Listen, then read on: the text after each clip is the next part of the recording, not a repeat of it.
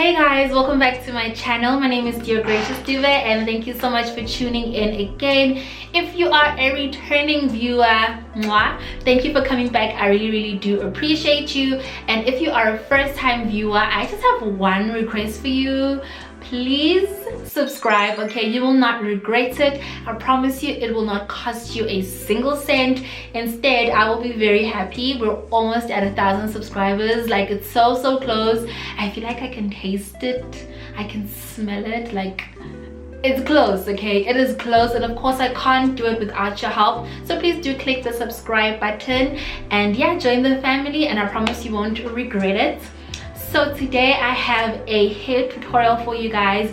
It is a hair maintenance tutorial. Basically, I've got cornrows. I think it's the first time actually that I've had cornrows on this channel. Yeah, I think it is. To be honest, I don't braid or cornrow my hair very often, and I'm gonna share the reasons why in the next part of this video. But I do love to cornrow my hair. I do love to braid my hair, okay, because I know it suits me. It suits most of us. Let's be honest, we look like 10 years younger with cornrows or braids on.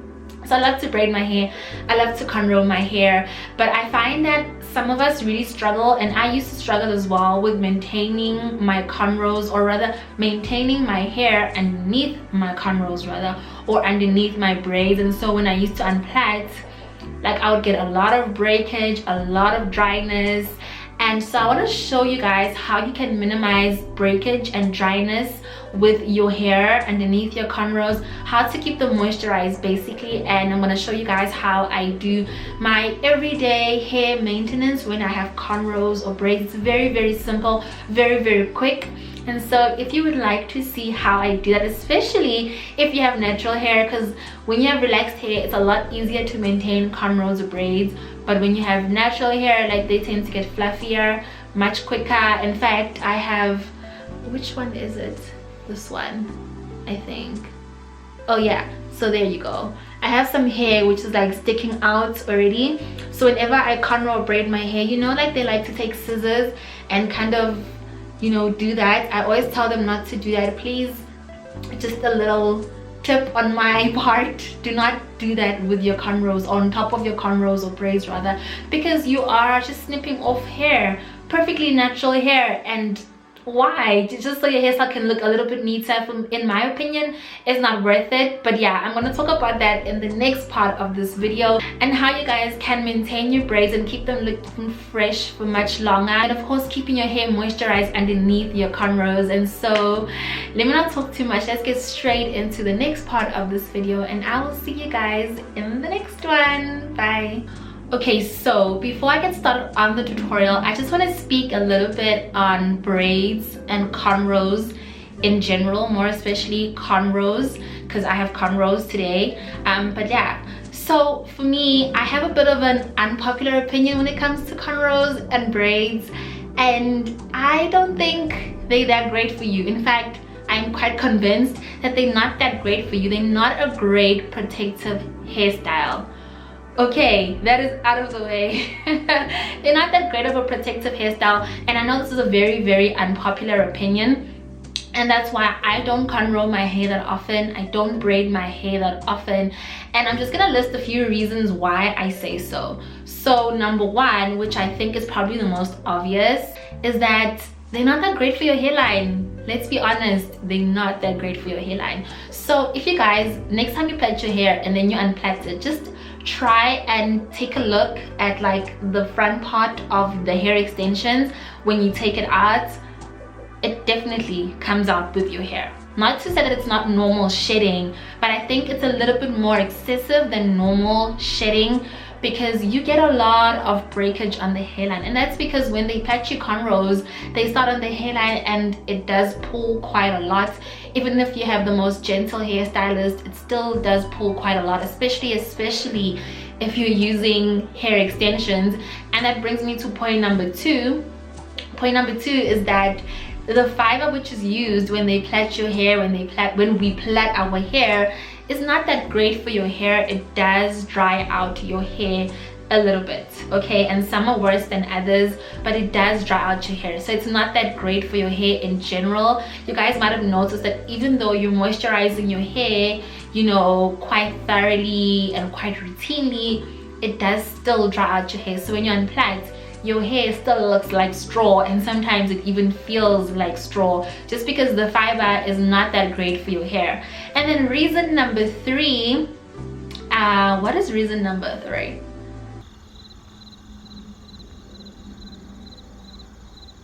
And reason number 3 is the pulling. It's painful, okay? I dread going to cornrow my hair so much because it's just painful. It's so painful. Like, if you guys remember, I don't know how many of my viewers have natural hair, how many have relaxed hair, but I'm kind of speaking maybe more to the natural girls right now. But especially if you were relaxed previously, if you remember before, it was such a breeze to do cornrows because the comb just glides through, you know. But when you have natural hair, it's painful because our hair is literally like this, and so for a comb to go through that is painful. Even if your hair is wet, it's still a little bit painful. And I've been lucky enough to find a hair salon that actually plaits my hair when it's wet, so I don't have to blow dry my hair anymore before I do cornrows. They literally plait it while it's wet, and so it makes my life so much easier, but it's still painful. Okay, so basically what I mean is the pulling of the hair. There's just a lot of pulling, okay? So when there's a lot of pulling, what's gonna happen? You're gonna get unnecessary breakage of your hair. You're gonna get unnecessary shedding. And so that is another reason why protective hairstyles like braids and cornrows are not that protective. And then another thing is, especially for braids, is that it does weigh your hair down. And so again, it does cause extra or unnecessary breakage or shedding. And so for me, it is not that great of a protective hairstyle, to be honest. And then the 4th reason, which I think is probably my last reason, is that a lot of us tend to neglect our hair when it's in cornrows and braids. I am the #1 suspect, okay? I get so lazy when I have cornrows or braids. If my hair is dry, like, no one can see that it's dry, no one can see that it's crusty. Basically only I know that it's dry most of the time. Unlike if my hair is not plaited and is loose, if my hair is dry and looking gray, you know, everyone can see it, I can see it. So I tend to be pay more attention when my hair is loose as opposed to when my hair is in cornrows. So a lot of us tend to be more neglectful of our hair, a lot more lazy. And then also, just when you moisturize your hair, it doesn't moisturize as well as when your hair is not plaited. So that's number 4 for me, is that you can't quite get the moisture in as well as when your hair is not plaited. And those are kind of like my 4 reasons why I don't hate cornrows. I love cornrows, okay? I love cornrows, I love braids. Obviously I've got cornrows now, but I would say definitely minimize how often you do braids or cornrows for those 4 reasons. I think the most important one is definitely for your hairline. If anything else, definitely for your hairline. These cute braids are definitely not kind on the hairline. Yes, I know some people have stronger hairlines than others, some people have weaker hairlines than others, but definitely it can be harmful to your hairline, especially if you don't moisturize often. Okay, so now that lecture is out of the way, I hope it didn't feel like a lecture. Let's get straight into the tutorial. So the first thing that I do is that I spray my hair with water about twice a day. So I'm just gonna grab my water bottle, and this is the one that I use. I buy this at Dischem. I haven't seen it at Clicks, but yeah, I've seen it at Dischem. And then what I do is that, so I mix it in with a conditioner, either a leave-in conditioner or just a normal conditioner. This is one from Carol's Daughter. And just a little side note, Carol's Daughter is now like so much cheaper. If you guys love Carol, I love Carol's Daughter products, and I buy them at Clicks or Discount. They used to be about 300 Rand, and now they are about 120 Rand. So yeah, go get them, okay? They're good products. And this is a leave-in conditioner, so I just mix a little bit of this, just a few drops of this into my water, and I find it thickens the water a little bit because I'm not using a cream. If I have cornrows, I'm literally just spraying water, and I'm just gonna start with that. So, okay, mine is a little bit broken. Oops, there we go. Okay.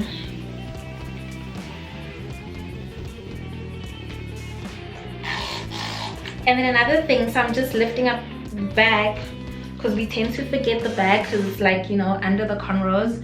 So I spray at the back as well. So now I have sprayed my hair with water, and that is my first step in moisturizing. And I would say probably the most important one is water. You guys know how I feel about water when it comes to moisturizing natural hair. I think all hair in general, but more especially natural hair. So I'm not going to like do crazy motion like that. I kind of just do that and just let it soak into my hair. And then at the back as well, I just massage the water in. Make sure that your hairline is also getting water, because that's usually the part that suffers the most. And then the next thing that I'm going to do is I'm going to use some oil. I've mixed castor oil and olive oil and grapeseed oil. They're all really, really good for your hair. Castor oil, we all know, is great for your hairline and just for thickening hair in general. Olive oil is very good for like sealing in moisture, and then grapeseed oil as well is very nutritious for your hair. So I just mix those three in here, and then what I simply do, and I don't do this every single day, I don't find it necessary to oil my scalp every single day. I do it about twice a week, like once or twice a week, maybe 3 times, but mostly just once or twice a week. So what I'm going to do is I'm just going to go in the lines like this. So I'm taking a bit of oil,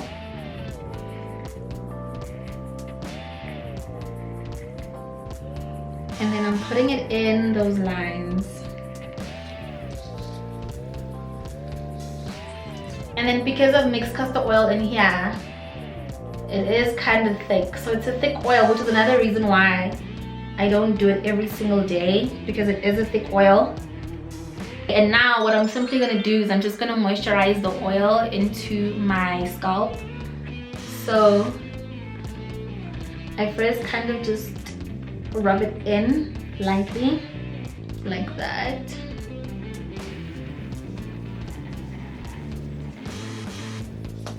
And then I'm going to massage it in, and this is also very great for stimulating some hair growth. It's just to massage your scalp a little bit.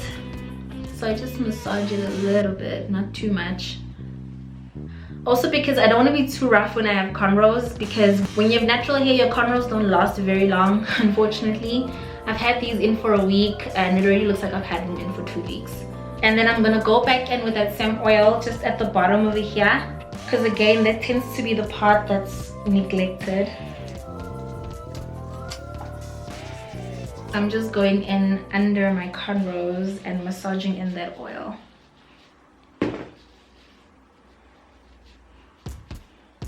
And then the third step is castor oil. So to be honest, I usually just do castor oil only in the evenings, but for the purpose of this video, I will show you guys how I do it. And I like to use this one from Native Child. And when it comes to castor oil, especially because my hairline has been suffering a little bit the past few months, I like to use castor oil almost every single night.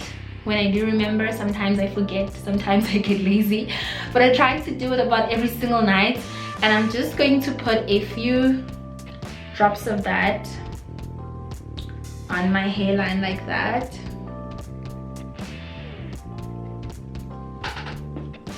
And then again, I'm just going to rub it in first. And then I'm going to massage it in. So ladies, if your hairline has been suffering lately, this is going to be really, really great for growing back your hairline. So don't forget the water first, and then some oil. You can also use a leave-in conditioner if you like, and then some oil, and just massage it in for a few minutes every night. It should make a difference. Okay, and then to finish off, I am simply going to use some gel on my edges. So this part is not really maintenance for your edges, it's just more how I like my edges to look. You guys know I love to sleek my edges. So I'm just going to be using this gel over here. This is a Revlon Flex gel.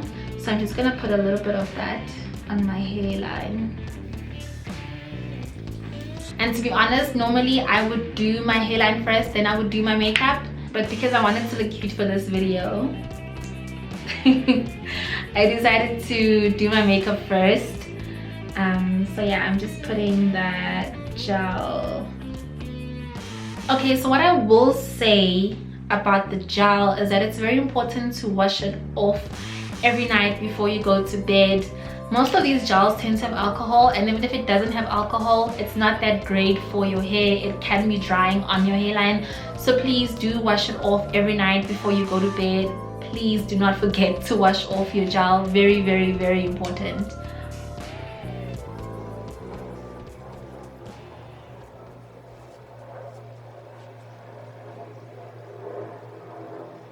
And I'm just going to take that same brush and just brush the edges.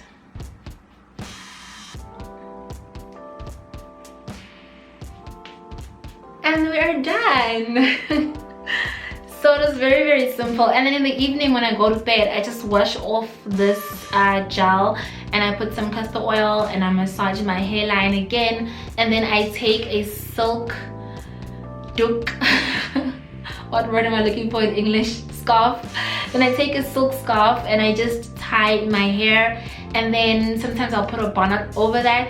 But the reason why I prefer a doek or a scarf instead of just a bonnet is because when you have cornrows, especially when you have natural hair, they tend to get fluffy. They tend to start looking fluffy a lot quicker, and they don't look as neat a lot quicker. And so I just like to tie something tight just to kind of keep them neat for longer. So first I spray my water, and then I just tie it tightly, and then I put my bonnet, and then I go to sleep. And yeah, that is my tutorial on how I maintain my braids when I do have, how I maintain my cornrows. In fact, it's very similar when I have braids as well.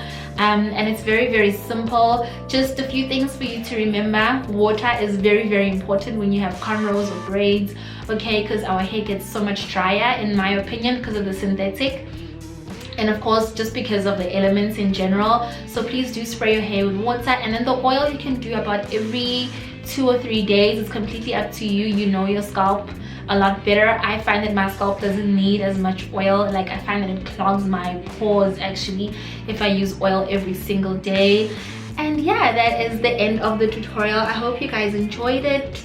If you guys have any questions and maybe anything that I missed or anything that you're wondering about, please do comment down in the comment section. Of course, give it a huge thumbs up if you enjoyed this tutorial. And then another thing is, don't forget to subscribe. We are almost at 1,000, and I'm so excited. I can't wait to reach 1,000 because I want to do a giveaway and just feel good that I've reached 1,000. So yeah, I am just anxiously waiting to reach 1,000. So if you're watching for the first time, if you have not subscribed yet, please do subscribe. I really do appreciate it, and I will see you guys in the next one. Bye.